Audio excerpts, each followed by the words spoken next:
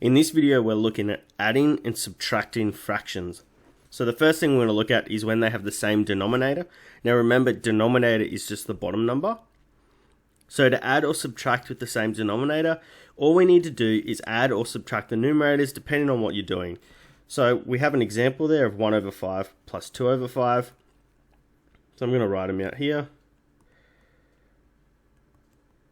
Now the denominators, again, these numbers here, they're the same, so that means we just have to add our top. So all we're doing here is plussing these.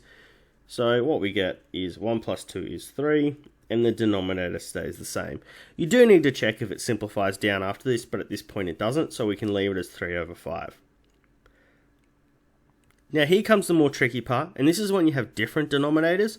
So we need to make equivalent fractions. So what I mean there is we need to make them have the same denominator before we add or subtract. And we do this by using the cross multiply method.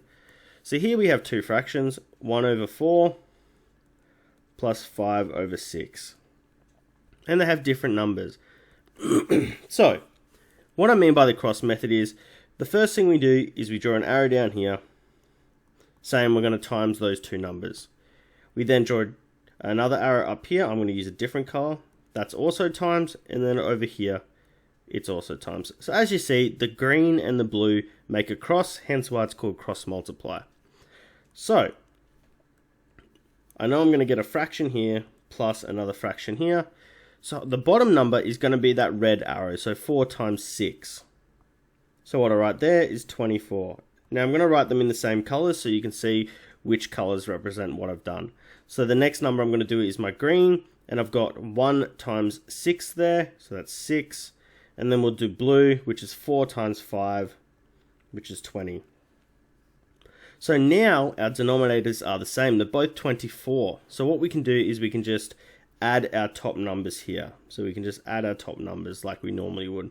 So 6 plus 20 is 26 over 24. Then we can see if we can simplify it down. 2 can go into both of these numbers, so divide by 2, and we get 13 over 12. So that's the simplified version. Now, if you get to the 26 over 24, and you have a calculator handy, you can just use your fraction button to find your simplified fraction. But it is always good to notice that, they both, 2 goes into both, so let's divide by 2. So we're going to have a look at another one here. So I'll write it out again. 5 over 8 minus 1 over 3. Again, we multiply the bottom. Multiply this way. We form our cross. Again, hence it's cross multiplication. So I always like to draw, we got a minus first, draw our fractions like this. So 8 times 3 on the bottom, and then we'll do our green first. So 5 times 3 is 15, and then 8 times 1 is 8. We have the same denominators on the bottom, so now we can just focus on our top and with subtraction. So we get 15 take away 8, which is 7 over 24, which cannot be simplified any further, so we leave it as that. So again, to recap, if you've got the same denominators, such as this, you just have to add or subtract our top numbers, the numerators. It's pretty straightforward. The more difficult problems involve fractions with different denominators, as you can see here, and then you use your cross multiply method. So you multiply the two bottom numbers to get your new denominator that is the same, and then you multiply in a cross, as you can see with the blue and the green arrow.